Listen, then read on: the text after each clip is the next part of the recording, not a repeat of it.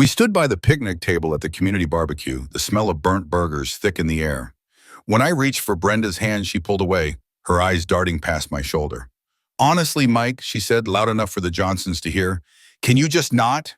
She laughed then, a brittle, dismissive sound, and walked over to Gary Thompson, leaving me stranded with a plate of lukewarm potato salad. The familiar scent of her shampoo was still there, a ghost around her. But beneath it, sharp and unfamiliar, was a cologne I didn't recognize, something musky and too strong. I reached for the back of Brenda's neck, a habit, a gentle squeeze. She flinched, pulling away as if burned. "Don't touch me, Mike," she said, her voice crisp, colder than the October air outside. Her eyes didn't meet mine. They scanned the kitchen, the calendar on the fridge, anything but me. She caught my gaze then, a flicker of something unreadable. "It's the Henderson account," she explained, her voice softening, losing its edge. "Just a lot of pressure at work. You know how Gary is, always pushing deadlines." She walked to the sink, running water over a plate, the sound filling the sudden quiet between us. I stood there, my hand still slightly raised, the phantom touch of her neck on my fingertips. My stomach tightened, a slow, cold knot forming. That night, sleep was a distant country. Brenda lay beside me, her breathing even, too even, controlled. I listened to it for hours, the rise and fall of her chest, a mechanical rhythm in the dark. Her phone buzzed silently on her nightstand, a faint glow from its screen illuminating the dust motes in the air. Each buzz was a question, an accusation. My gut screamed, a silent alarm going off in the quiet house. But I said nothing, just lay there, still as stone, watching the slow creep of dawn through the bedroom window. The next morning, before the sun had fully cleared the horizon, Brenda was up. "Early run," she announced, pulling on a pair of sleek black leggings. "Trying to beat the rush." She made a show of lacing up her running shoes, but I noticed the small, precise movements of her hands, the way she avoided looking at me. She grabbed her keys, a small backpack, and kissed me quickly on the cheek. Her lips were cool. I waited until I heard the silver Audi pull out of the driveway. Then I slipped from the bed, moving to the bedroom window. I watched her as she walked to the car, her gait confident, purposeful. But she wasn't wearing her trainers. She was wearing heels. The low, practical kind she usually wore to the office, the ones that clicked just so on the pavement. My breath hitched, I knew. The gut scream from the night before had found its voice. I pulled out my phone, dialing Dale. Dale drove an Uber mostly, but he also had a knack for showing up when you needed him. No questions asked. A regular guy.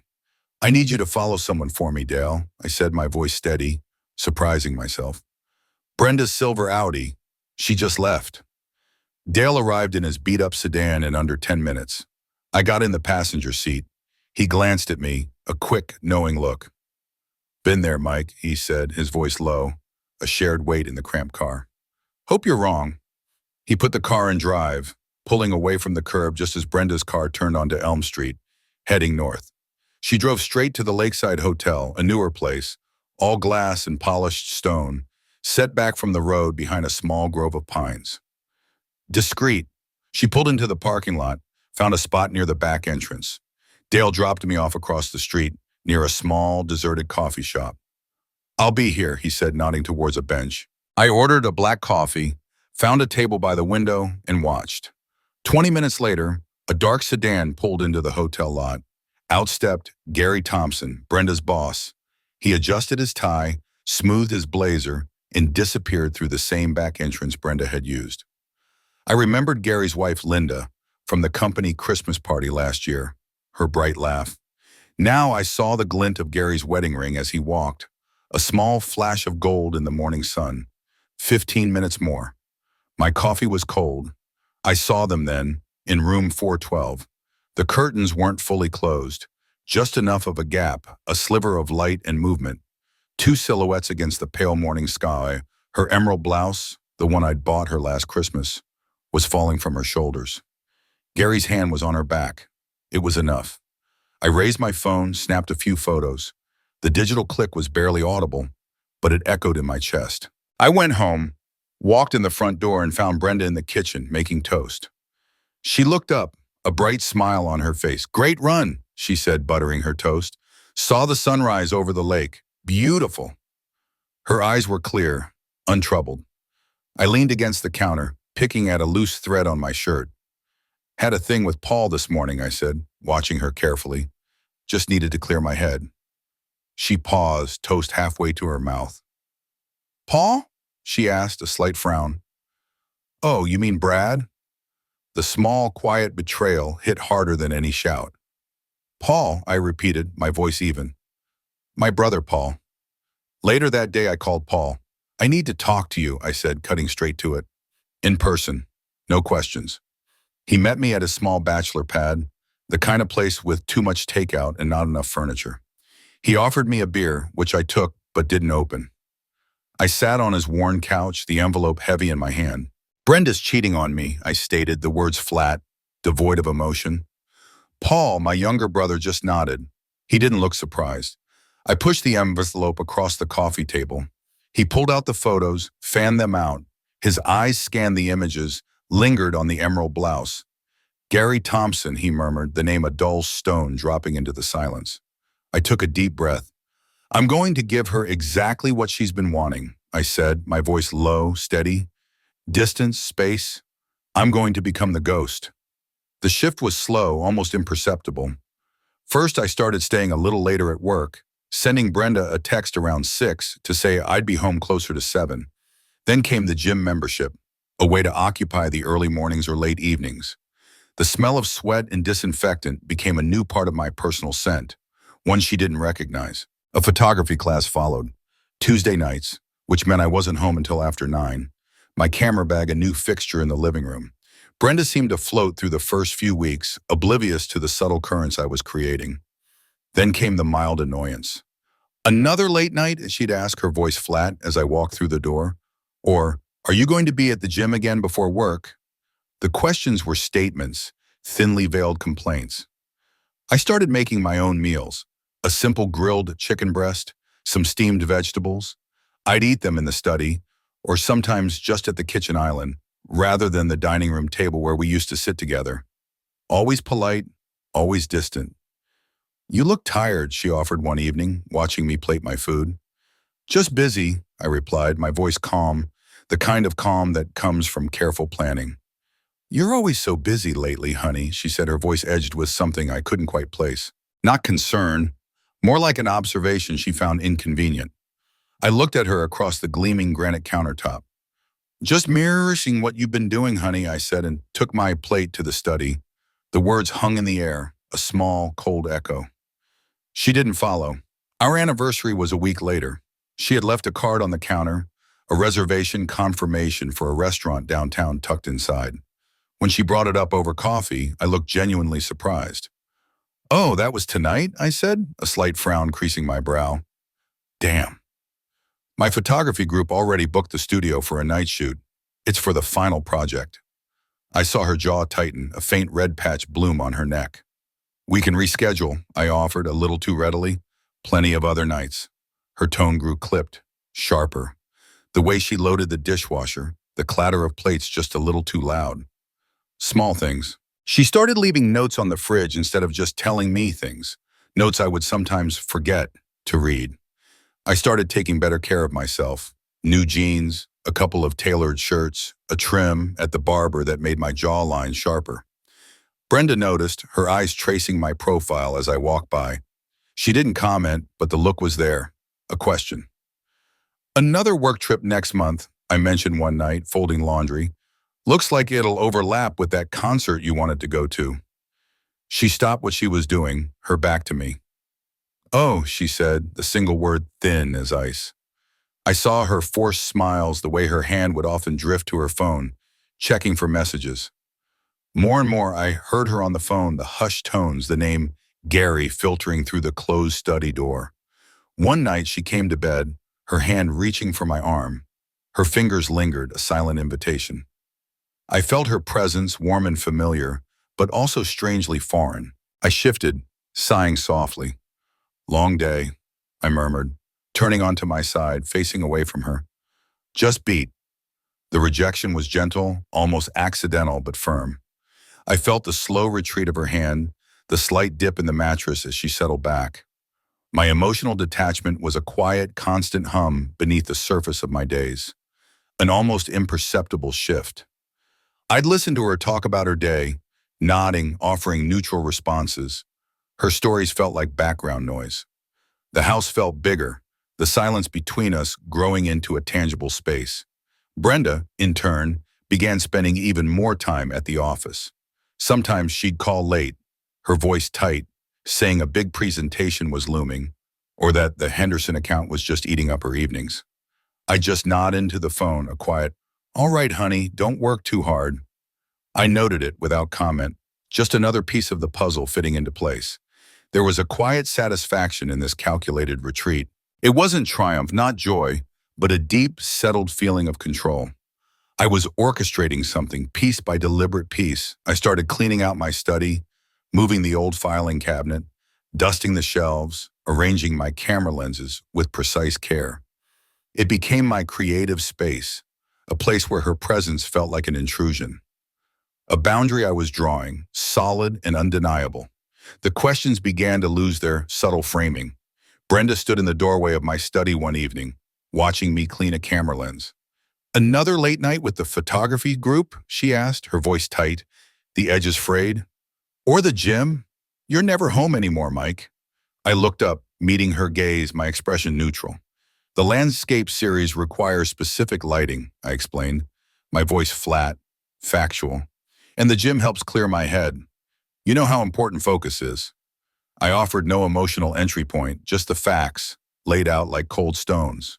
A week later, over a silent dinner, she pushed a brochure across the table.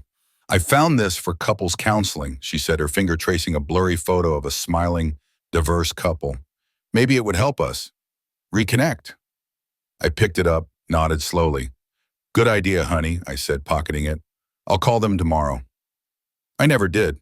When she asked a few days later, I just shrugged. Must have slipped my mind. Been a busy week. I spent more time with Paul. We'd meet at his place, the scent of stale beer and pizza usually hanging in the air. I laid out the next steps, the gradual turns of the screw. He listened, his brow furrowed, a silent wariness in his eyes. "You're playing with fire, Mike," he said once, but then with a sigh added, "Just don't get burned. I'm here if you need anything." His support, though hesitant, was a steady anchor. Brenda's placid demeanor began to crack, small fissures appearing in her careful composure. One evening after I'd returned from a particularly late photography session, she confronted me in the living room. Her voice was louder than usual, strained. "What is going on with you, Mike?" she demanded, her hands clenched at her sides. "You're like a stranger in your own house." I met her outburst with a quiet, almost serene calm. "I'm just giving you what you asked for, Brenda," I said, my voice soft but each word precise. "You said you needed distance, space. I'm simply accommodating that." Her face went pale, then flushed with anger. She had no retort. My own words echoing hers were a weapon she couldn't parry. The subtle clues began to appear. I made sure to leave a coffee receipt on the passenger seat of her car from a cafe just 2 blocks from Gary Thompson's office. It wasn't a place I usually frequented. And then, the cologne, a small, elegant bottle of a high-end scent, similar in its musky notes to the one I'd smelled on her neck, but distinctly masculine. I bought it, then left it half-used, casually placed in the guest bathroom, tucked behind a bottle of hand soap. She found it 2 days later. I heard the clatter of glass from the guest bath, then her voice, sharp, accusatory. "What is this, Mike? Whose is this?" She held up the bottle, her face flushed with a sudden, fierce defensiveness. I walked to the doorway, leaning against the frame. I looked at the bottle, then at her, and simply raised an eyebrow. "It's cologne, Brenda," I said, my voice bland. "I bought it a while ago. You've seen it before." A lie, of course. She just stared at me, the unspoken accusation hanging heavy between us. After that, I noticed the small shifts. Her phone, which she usually kept locked, was often left open on the counter. Her computer, too. She was checking, looking for something, anything. But I had cleaned out my digital footprints weeks ago. My messages were innocuous, my browsing history pristine. She found nothing amiss. To give her more to find, I started leaving articles open on my laptop. Not explicit, not direct, but enough. Signs of an emotional affair. How to spot subtle infidelity. When a partner pulls away, I'd leave the laptop on the kitchen island, screen facing up, then casually walk away to make a call or check the mail. Her guilt, I could see, was slowly morphing into suspicion, then paranoia. Her eyes, which used to avoid mine, now darted to me constantly, trying to read something in my expression. Had a good time at the photography class tonight, I mentioned one evening, stirring my tea. Sarah got some amazing shots of the old mill. I paused, letting the name hang in the air. Brenda's head snapped up. Her eyes narrowed, sharp and sudden. "Oh, anyone I know?" she asked, her voice laced with a new kind of curiosity, one I hadn't heard before. I smiled faintly, a small, private smile that didn't quite reach my eyes. "Not yet," I said, oh, and took a slow sip of my tea. After that, her whispered calls to Gary Thompson, usually hushed and secretive, became noticeably more frantic. I heard snippets from the hallway. "He knows something. He's changing. What do I do?" The seeds of paranoia I'd planted were beginning to sprout. My routine became a second skin. Polite, distant, precise. Each evening after the gym or photography class, I'd come home, make my dinner, and retreat to my study. The quiet click of the door closing was the punctuation mark on my day. My energy, once diffused through our shared life, now flowed steadily into these new channels. Brenda's patience, always a thin veneer, began to crack. She snapped at the kids' minor squabbles, slammed cupboard doors a little too hard, and her voice carried a sharp edge even when asking about something as mundane as the grocery list. Once, I left a dirty mug on the counter, a harmless oversight. She picked it up, her knuckles white, and dropped it into the sink with a force that made the ceramic clatter loudly. "Can you not?" she hissed, turning on me, her eyes flashing. I merely looked at her, my expression calm, almost serene. "My apologies, honey," I said, my voice even. "I'll be more mindful." My stoic response only seemed to fuel her rage. She sputtered, searched for words, but found none that could penetrate the wall I had built. I was impenetrable. She started confiding in our mutual friends I heard through the grapevine. Emily from book club, Mark from the neighborhood barbecue. "He's so cold," Emily had apparently said, completely withdrawn.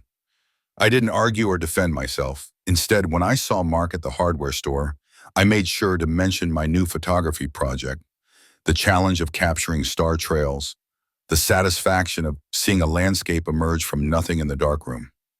I spoke of it with quiet enthusiasm, a new light in my eyes.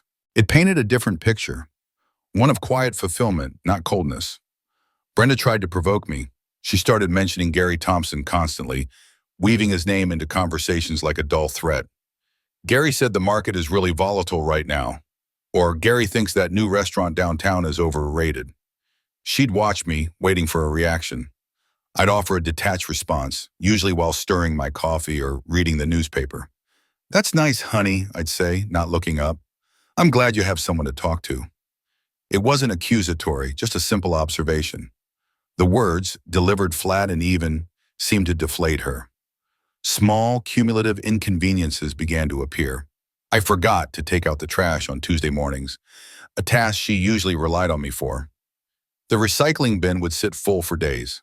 The lawn, which I usually mowed meticulously, grew a little shaggy before I got to it. Nothing major, just enough to cause a tiny, persistent hum of frustration in her daily life.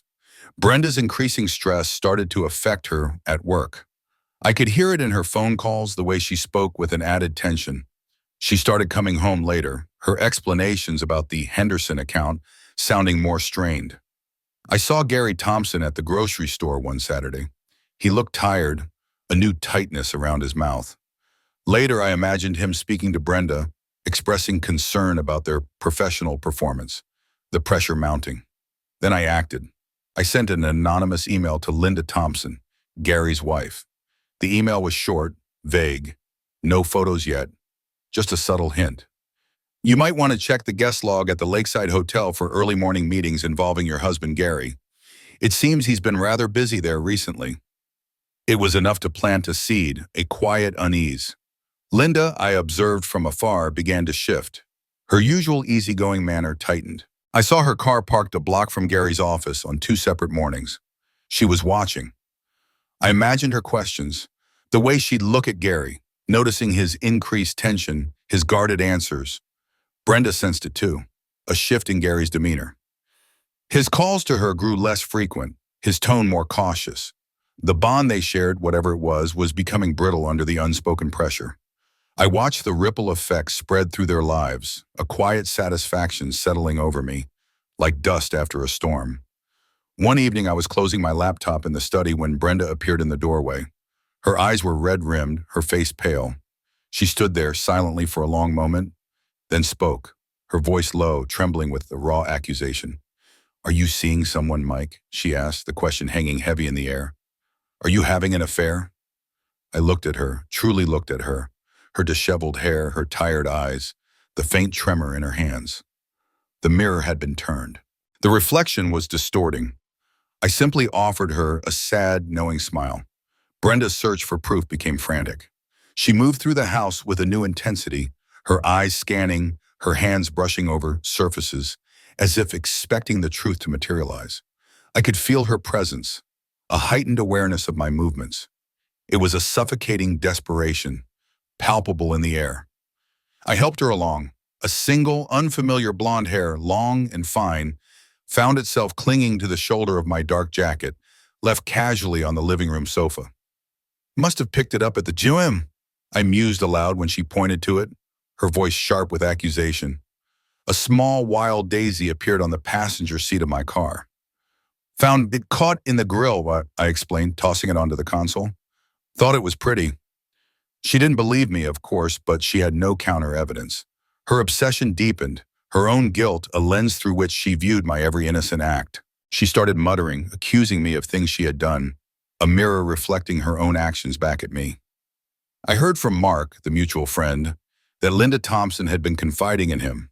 She was worried about Gary, his strange behavior, the increasing number of late nights he claimed were work-related. The seeds of doubt I'd planted were bearing fruit. That same week, I made sure Mark saw me at the local park, taking landscape photos, laughing easily with my photography group. I was relaxed, genuinely happy in my new pursuits. My smile was unforced. He waved and I waved back, projecting an image of quiet contentment. Brenda's affair with Gary, once clandestine and thrilling, now seemed to buckle under the strain. I heard her on the phone, snippets of tense, hushed conversations, arguments, hushed and sharp, filtered through the closed doors. "You're being paranoid," I heard her say once, her voice tight. "Just stick to the plan." Gary, I could tell, was growing wary. Oh, he'd call her less, his voice clipped, filled with a new cautiousness. Linda's subtle surveillance, combined with the anonymous tip, was clearly getting to him. Brenda, caught between my impenetrable coldness at home and Gary's growing distance, seemed to shrink. The isolation was a heavy coat she couldn't shed. I overheard Brenda one morning, talking to her sister on the phone about a make-or-break presentation at work, a critical client meeting she and Gary had been preparing for weeks. It was scheduled for late Tuesday afternoon. The timing was perfect. Life has a way of presenting you with forks in the road, moments when you choose a path, knowing full well the cost. Sometimes the choices aren't about right or wrong, but about who you become. You're still young, you need a reliable man, my mother used to say. But reliability came with its own price. Stick around to the end to see how life's costly choices unfold. I sent the email on Tuesday morning, just after Brenda had left for work. To Linda Thompson's work email address, the subject line was simple: regarding Gary's early meetings. Attached were the photos from the Lakeside Hotel, their silhouettes, her emerald blouse falling from her shoulders, Gary's hand reaching. Undeniable. I set a timer to ensure it landed in her inbox just as Gary would be leaving for his presentation. Linda would have opened the email at her desk, the fluorescent lights of her office gleaming off the screen. I imagined her quiet gasp, the way her world would tilt, the mundane sound of her keyboard suddenly becoming deafening. The images, stark and clear, would speak for themselves. The explosion would have been swift and brutal, Linda confronting Gary in a furious rage, their marriage erupting, the carefully constructed walls crumbling. Gary, utterly distracted, his mind reeling from the sudden onslaught, Would have forgotten everything but the immediate crisis. My phone rang around noon. It was Brenda. Her voice was high-pitched, laced with raw panic. "He canceled it!" "Mike," she cried, the words tumbling out. "The presentation. Gary just called and canceled the whole damn thing." She was blindsided, her career prospects, once soaring, now plummeting. The quiet satisfaction I felt was cold, precise. The fallout was swift and brutal. Brenda's professional reputation, once polished and ascending, fractured under the weight of the canceled presentation and the rapidly spreading whispers. The Henderson account became a punchline, her name synonymous with the messy, public scandal. Gary Thompson, I heard, faced immediate internal disciplinary action. His company, a respectable firm, couldn't afford the bad press. His separation from Linda was a very public, bitter affair, played out in hushed tones at the country club and in the terse divorce filings. Their affair became the most talked-about scandal in our tight-knit professional and social circles, a cautionary tale whispered over cocktails. The call came late that afternoon. Brenda was in the kitchen, her back to me. I heard Linda Thompson's name, then a sudden, sharp intake of breath from Brenda. The conversation was one-sided, a torrent of furious, tearful vitriol, Linda's voice a thin, angry shriek through the phone. Brenda didn't speak, just listened, her shoulders slumping further with each shouted word. When she finally hung up, her hand trembled as she placed the receiver back in its cradle. Mutual friends, the ones she'd confided in about my coldness, began to distance themselves. Invitations stopped coming. Awkward silences met her at school functions. Their pity was a heavy cloak, but beneath it, I sensed the clear, sharp edge of judgment. Paul called that evening. His voice was low, but I caught the hint of grim satisfaction. "Looks like your plan worked, brother," he said. The words hung in the air, an acknowledgement of the calculated destruction I had wrought. I felt a strange mix of emotions, a cold, hollow vindication, and a profound emptiness that settled deep in my chest. The satisfaction I'd anticipated was not as robust as I'd imagined. Brenda came home after dark, utterly defeated. She didn't bother to turn on the lights in the living room. She just stood there, in the dim glow filtering from the kitchen, her shoulders slumped, her face pale and drawn. She walked over to the dining room table where I was sitting, reading a magazine. Her voice was barely a whisper, thick with accusation. "You did this," she said, her eyes fixed on mine, full of a raw, desperate certainty. All of it. I looked at her, my expression calm, unyielding. I reached for the envelope I'd placed on the table earlier. From inside, I pulled out a freshly printed copy of the photos from the Lakeside Hotel. The same images I'd sent to Linda. I placed them gently on the polished wood between us. Her eyes darted to them, then back to me. "No, Brenda," I said, my voice flat, deliberate. "You did this." Her denials, which had been so sharp, so ready, now crumbled. They morphed into desperate accusations, then pleas for mercy, her voice rising, cracking. "Please, Mike," she begged, her hands clasped. "Don't do this to us." I leaned back in my chair, watching her.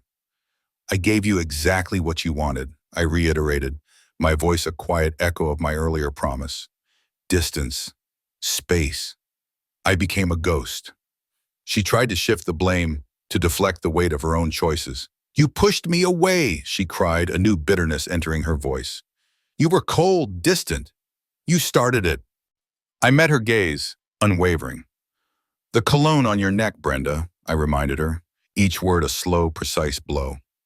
"The lies about the Henderson account, the stolen early mornings. Those were yours, not mine." She sank into the chair opposite me, her face buried in her hands. Her shoulders shook. "Please," she sobbed. "Fight for us, Mike. Fight for our marriage. Please salvage what's left." My voice was flat, final, each word dropping like a stone into a deep well. There's nothing left to fight for.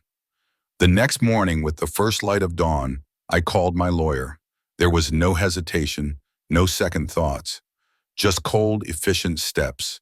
Divorce proceedings initiated. The paperwork, already prepared weeks ago, was simply a formality waiting for a signature. Brenda was stunned. She watched me sign the papers, her face a mask of disbelief. There was no argument, no raised voice from my end, just the quiet rustle of legal documents, the click of a pen. My lack of emotional reaction seemed to disarm her more than any anger ever could. It was as if she were facing a stranger, a perfectly composed automaton. The settlement, while fair on paper, accounted for her actions. I made sure to retain a larger share of the investment accounts, citing my consistent contributions while she pursued her career aspirations. The lawyer, a sharp woman named Miss Davis, had made subtle suggestions, leveraging the evidence of her infidelity without explicitly laying it out in court, allowing Brenda to agree to terms that leaned slightly in my favor regarding shared assets. Brenda, too overwhelmed and exposed to fight, conceded. She was left to scramble, her carefully constructed life collapsing around her, piece by piece. Gary Thompson, I learned, didn't resign. He was fired. The company had hushed it up, but the whispers were loud enough. His reputation, once solid, was now in tatters. His marriage to Linda was irrevocably over, a bitter public spectacle. Brenda faced the same consequences. Financially, she was exposed. Socially, she was adrift. The invitations had stopped completely. The phone calls from friends had ceased. She was an island, isolated by her own choices. Gary, her former lover, was no longer a refuge. He was another source of stress, avoiding her calls, preoccupied with his own professional and personal ruin. I sold the house. The split was clean, the process quick. I moved into a modest apartment across town, smaller but perfectly sufficient for one. It overlooked a quiet park, and the mornings were filled with the sound of birds, not the tension of unspoken words. Brenda, without the network she once relied on, struggled to find new employment. Her professional connections had dissolved, evaporated in the scandal. There was no triumph in any of this, no fist-pumping satisfaction, just a quiet, weary sense of moving forward, like a ship cutting through calm, dark waters. The vengeance I had meticulously planned and executed left me with a strange hollowness, a space where anger used to be. Brenda tried to reach out. First, a text, then a call. I didn't respond. She then tried Paul, my brother, probably hoping for an ally or at least a sympathetic ear. He called me afterward, his voice a little strained. She called, he said. I told her to leave you alone, Mike, politely but firmly. It was then, I think, that she finally grasped the true depth and precision of my calculated revenge. It wasn't about public shaming alone, but about dismantling her life, piece by piece, as she had dismantled mine. She tried to offer a genuine apology, leaving a long voicemail one evening. Her voice was raw, broken, filled with regret. I listened to it once, then deleted it. My response, when she called again, was detached, clinical. Apologies don't change what's already done, Brenda, I said, and hung up. The emptiness lingered. I started therapy a few weeks later. A quiet office, a kind woman with a gentle voice. It wasn't about anger or revenge anymore. It was about healing the lingering wounds, piecing together what was left of myself. Months turned into a year. The seasons shifted, the leaves turning from green to gold, then falling, only to reemerge in spring. I settled into my new, quieter life. The apartment felt like home, a space I had carefully curated for myself. The view of the park from my window became a familiar comfort, a backdrop to my new routines. I reconnected with old friends, ones I had lost touch with during the years Brenda and I built our shared life. Dinners, quiet conversations, shared laughs that felt honest and unburdened.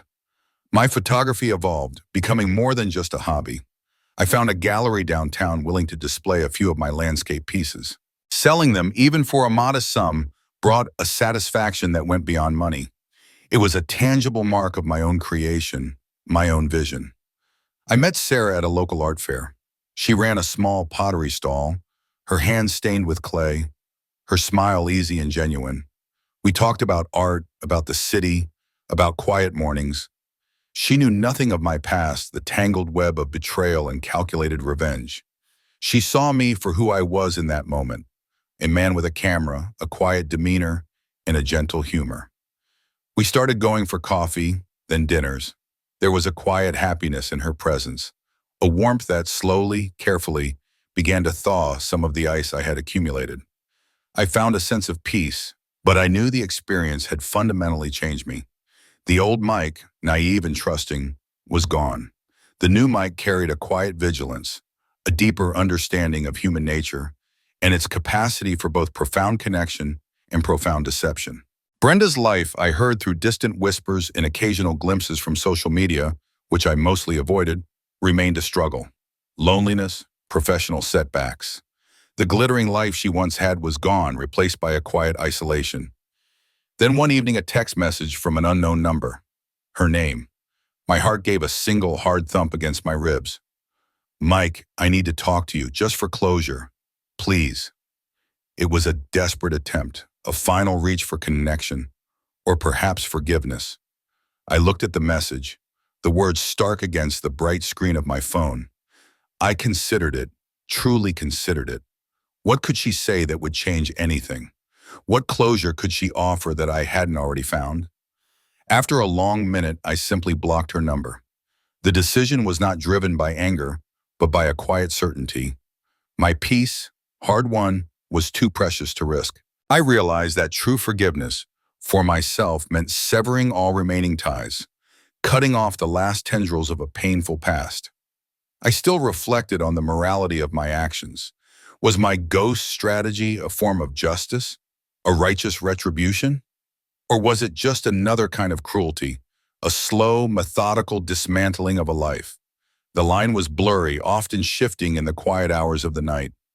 I found some peace in knowing that I had protected myself. I had prevented her from completely shattering my life, from leaving me helpless and adrift. I had reclaimed my narrative. The faint memory of the cologne still occasionally resurfaced, a phantom scent in my mind, a subtle reminder of the moment the rot began. It was a scar, but not an open wound. I understood that the deep scars remained, etched into my memory, but they no longer defined me. They were part of my story, a chapter I had closed, but one that had shaped the person I had become. 2 years later, the seasons had cycled twice more. Sarah and I had built a stable, quiet life together. Her presence was a steady warmth, a gentle counterpoint to the sharp edges of my past. We were in a small town an hour north, stopping for groceries before heading to a weekend cabin. I saw her across the produce aisle. Brenda. She looked noticeably older, worn in a way that had nothing to do with wrinkles. Her vibrancy, the spark I'd once known, was gone. She stood alone, her grocery cart half empty, her eyes downcast, scanning the labels without really seeing. She didn't see me. A pang went through me. Not regret, not anger, but a quiet, profound sadness for what was lost. I acknowledged the pain I had inflicted, a calculated, precise wound. It had felt justified then, a necessary amputation. But the cost of infidelity I understood now was far-reaching, claiming both the betrayed and the betrayer. My photography was gaining wider recognition, my stark landscapes capturing the quiet beauty of the Midwest. I affirmed my choice, believing that pursuing calculated justice, rather than explosive rage, had saved my core self. The ghost I had become was a brutal defense, but a necessary one. Some wounds I accepted, never fully healed, but they could recede, becoming a quiet background hum. I moved forward, committed to honesty and compassion with Sarah. Later that day, as Sarah and I drove out of town, the vast Midwestern landscape stretched before us. Sometimes harsh, often quiet, but ultimately enduring. It reflected my journey, a path carved through difficult terrain, leading toward a horizon I hadn't imagined. 2 years had passed. Sarah and I had built a stable, quiet life. Her presence was a steady warmth, a gentle counterpoint to the sharp edges of my past. We were in a small town an hour north, stopping for groceries before heading to a weekend cabin. I saw Brenda across the produce aisle. She looked noticeably older, worn, no longer the vibrant woman I once knew. Alone, her grocery cart half empty, eyes downcast, she didn't see me. A pang went through me, not anger, but a quiet, profound sadness for what was lost. I acknowledged the pain I inflicted, precise and calculated, yet still pain. The cost of infidelity, I now understood, claimed both the betrayed and the betrayer. My photography gained wider recognition, capturing the stark beauty of the Midwestern landscape. I affirmed my choice. Calculated justice, not explosive rage, had saved my core self. The ghost I became was a necessary, brutal defense.